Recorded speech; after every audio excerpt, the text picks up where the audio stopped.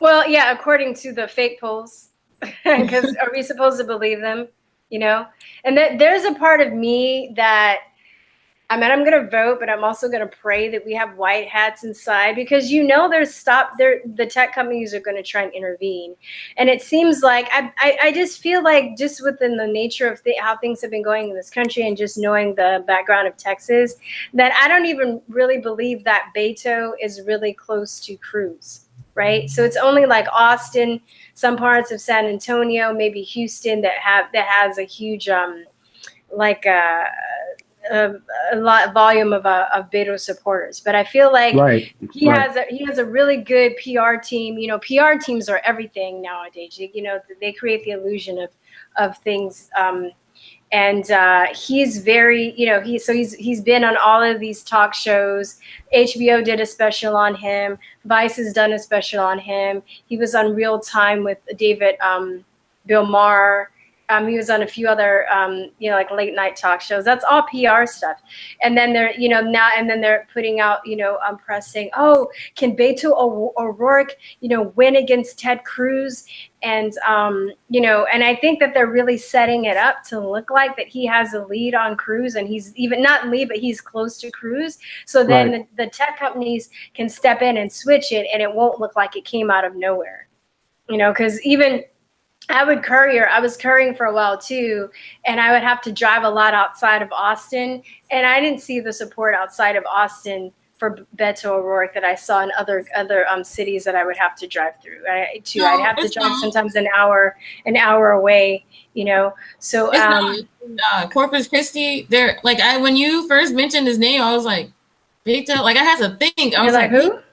Yeah, I was like, and I was like, what are you talking about? But yeah, because they're really. Even though there's a lot of Mexicans here, they're just not into politics like that. Like, no, I don't think he's that popular outside.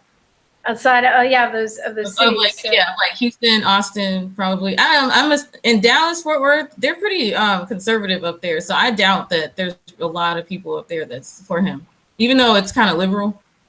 Yeah, but they know better. Right? And the whole thing that also trips me out is how, like, his name is Robert. I call him Bob, or his name is Robert O'Rourke, but I'm just like, your name's Bob, dude. Like, stop trying to pander to the Latino community, by using Beto as your nickname. And that's so ghetto and gay. Like, come on. And then also, what else is I gonna say? Yeah, I had more to say, but I forgot. Anybody else want to say anything more about Beto?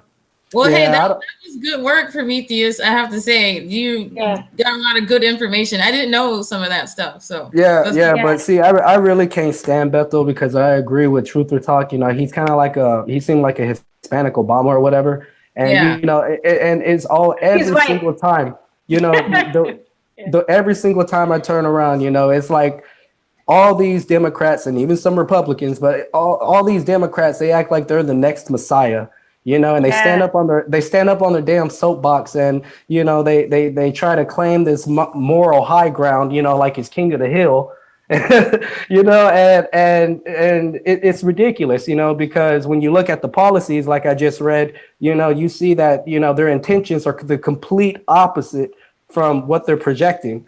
And then on top of that, it's like, it's really funny because they always try to paint the Republicans like we're the fucking boogeyman. Oh, sorry for cursing, but we're like we're the boogeyman, and like I don't see anything wrong with Ted Cruz fighting. You know what I'm saying? Like, if you're in politics, you already know what it is. You can't sit here and be a little altar boy.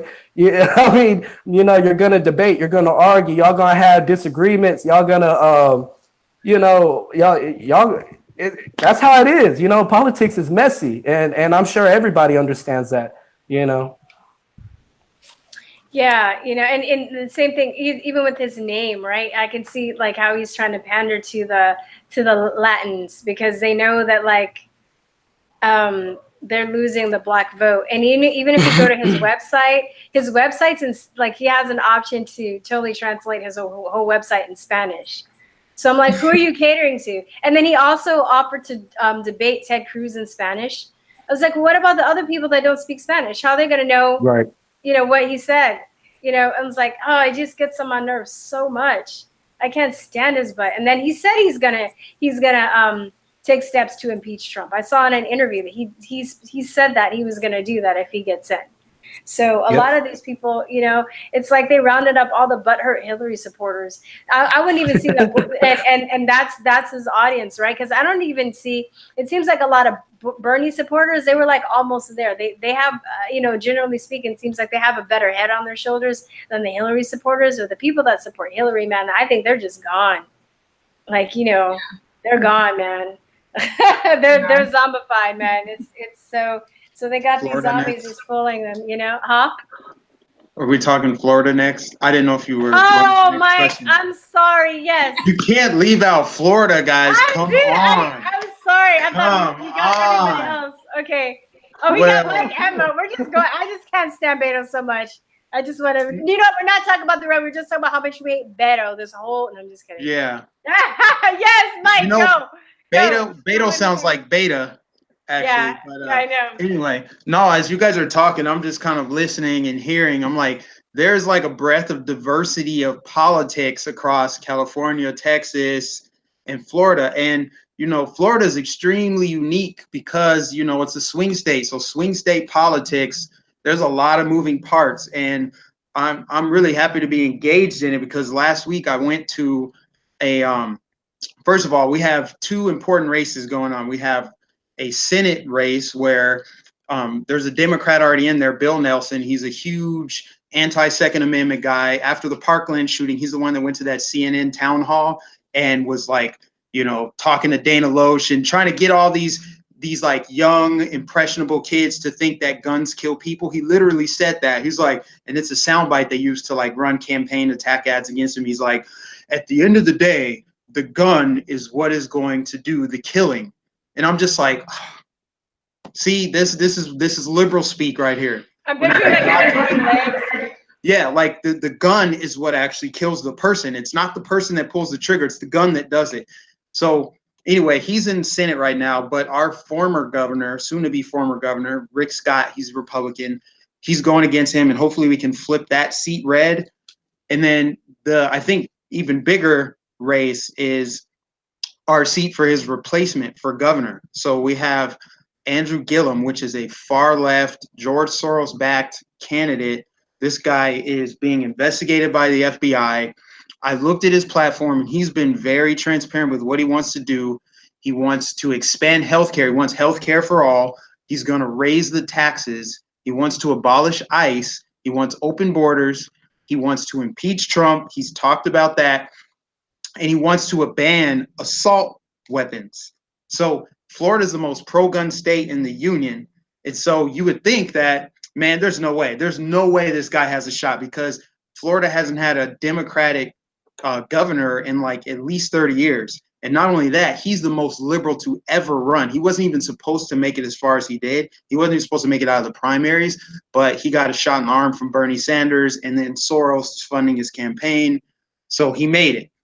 And not only has he made it, he's leading Trump's pick, which is Ron DeSantis. He's a guy that hasn't been in politics. He's just like a Marine, I think, veteran.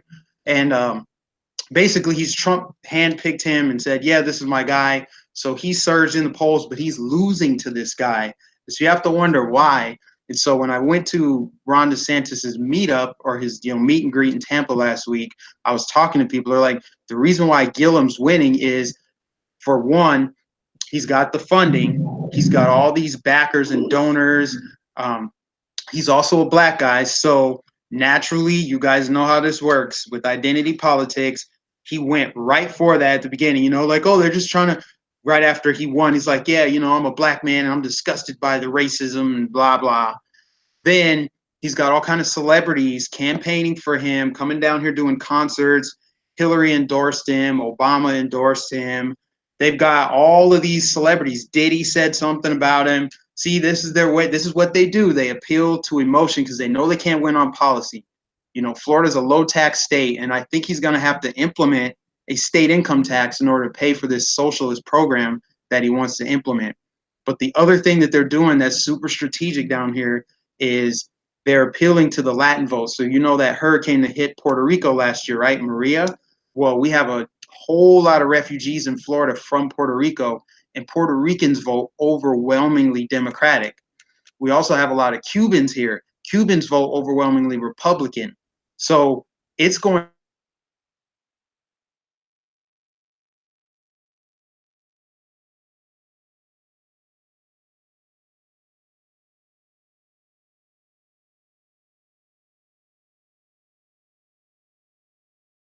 There's 29 electoral votes up for grabs. Like, Trump's going to have to win Florida again. It's not like he's just got it in the bag, you know.